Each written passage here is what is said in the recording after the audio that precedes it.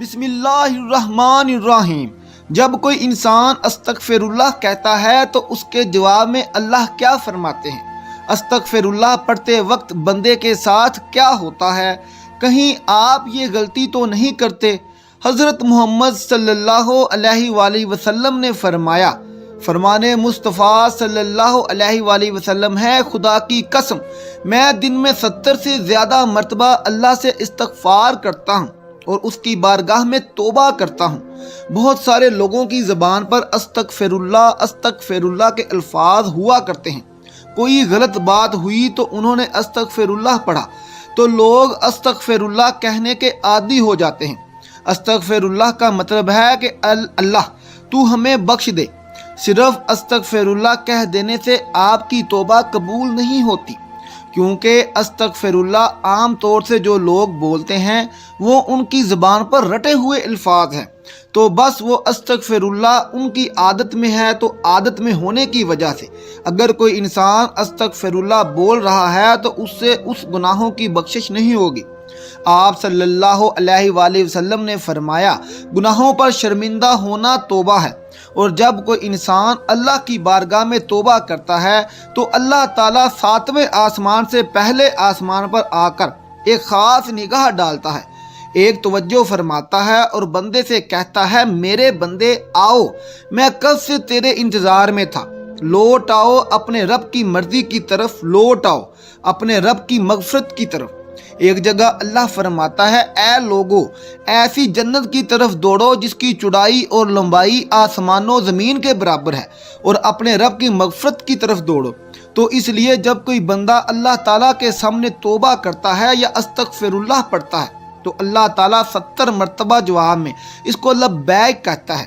ایک شخص تھا 70 سال تک وہ یا صنم یا صنم یا صنم کہتا رہا، اپنے معبودوں کو پکارتا رہا، تو ایک مرتبہ اس کی زبان پھسلی اور اس کی زبان سے یا صنم کی جگہ یا صمد نکل گیا۔ یا صمد اللہ کا نام ہے جس کے معنی بے نیاز ہیں، تو اللہ تعالیٰ نے 70 مرتبہ اس کے جواب میں لبیک کہا۔ ایک روایت میں آتا ہے کہ 70,000 دفعہ اللہ تعالیٰ نے لبیک کہا، یعنی اے میرے بندے تیرا رب حاضر ہے، کیا چاہتا ہے؟ تو فرشتوں نے کہا، مولا یہ بندہ تجھے نہیں پکار رہا، یہ تو یا صنم کہہ رہا ہے، دہو کہ اس کی زبان سے تیرا نام نکلا، بلکہ یہ تو تجھے جانتا ہی نہیں ہے، یہ تو ساری زندگی یا صنم کرتا رہا۔ تو اللہ تعالیٰ نے فرمایا کہ اے فرشتوں خاموش ہو جاؤ، اور فرمایا کہ مجھے معلوم ہے کہ یہ مجھے نہیں پکار رہا، لیکن دھوکے سے ہی صحیح، لیکن اس نے اپنے معبود حقیقی کو پکارا تو ہے۔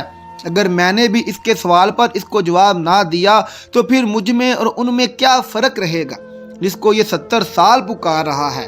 کوئی بندہ دھوکے سے بھی رب کا نام پکارتا ہے تو اللہ تعالیٰ اس کے لیے ثواب لکھتا ہے اور اس کی طرف متوجہ بھی ہو جاتا ہے۔ تو اگر ایسے ہی کسی انسان کی زبان پر استغفر اللہ جیسے الفاظ رہتے ہیں تو یہ بے فائدہ نہیں ہے، بلکہ بہت اچھی چیز ہے، اور اگر انسان نے اس نیت سے استغفر اللہ پڑھا کہ اس نے جو گناہ کیے ہیں ان کی معافی مل جائے تو اس کے تمام گناہوں کو اللہ تعالیٰ معاف فرما دے گا۔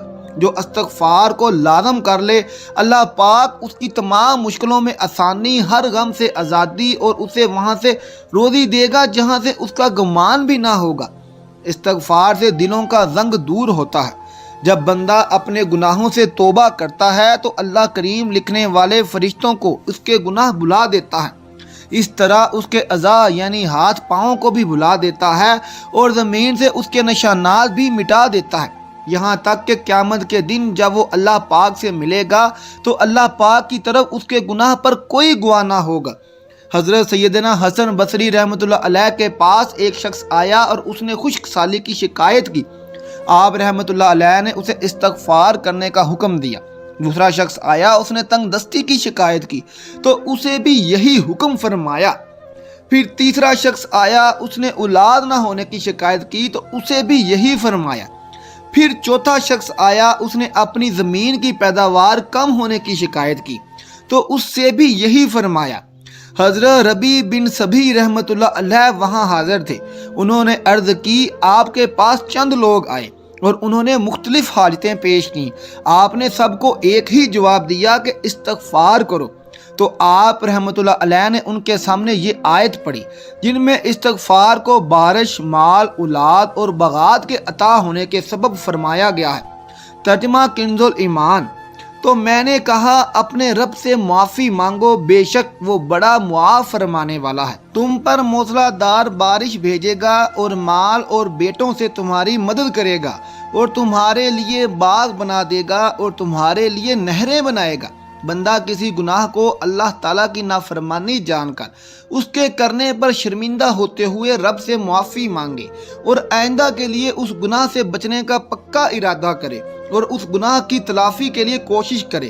مثلا نماز قضا کی تھی تو اب ادا بھی کرے، چوری کی تھی یا رشوت لی تھی تو بعد توبہ وہ مال اصل مالک یا اس کے ورثہ کو واپس کرے یا معاف کروا لے، اور اگر اصل مالک یا ورثہ نہ ملیں تو ان کی طرف سے راہ خدا میں اس نیت سے صدقہ کر دے کہ وہ لوگ جب ملیں اور صدقہ کرنے پر راضی نہ ہوئے تو اپنے پاس سے انہیں واپس دوں گا۔ توبہ و استغفار کی تمام تر اہمیت اور فضائل کے باوجود بعض بد نصیب نفس و شیطان کے بہکاوے میں آ کر توبہ استغفار کرنے میں ٹال مٹول سے کام لیتے ہیں۔ توبہ کا موقع ملنا بھی بہت بڑی سعادت کی بات ہے۔ بہت سے لوگوں کو توبہ کا موقع بھی نہیں ملتا اور وہ بغیر توبہ کیے اس در فانی سے چلے جاتے ہیں۔ موت کا کوئی بھروسہ نہیں ہے، اس لیے ہمیں بھی بکثرت توبہ و استغفار کرنی چاہیے۔ قرآن مجید میں ارشاد باری تعالیٰ ہے کہ اللہ استغفار کرنے والوں پر رحم کی بارش کرتا ہے اور ان کی طاقت میں اضافہ فرماتا ہے۔ اللہ رب العزت قرآن مجید میں ایک جگہ فرماتے ہیں کہ نوح علیہ السلام نے اپنی قوم سے کہا اپنے رب سے اپنے گناہ بخشواؤ اور معافی مانگو، وہ یقیناً بڑا بخشنے والا ہے۔ وہ تم پر آسمان کو خوب برستا ہوا چھوڑ دے گا اور تمہیں خوب پے در پے مال اور اولاد میں ترقی دے گا اور تمہیں باغات دے گا اور تمہارے لیے نہریں نکال دے گا۔ استغفر اللہ کی خوشنودی کا سب سے بڑا ذریعہ ہے۔ ایک حدیث مبارکہ میں ہے کہ اللہ پاک توبہ کرنے والے بندے سے اس شخص سے بھی زیادہ خوش ہوتے ہیں جس نے اپنا گمشدہ اونٹ پا لیا ہو۔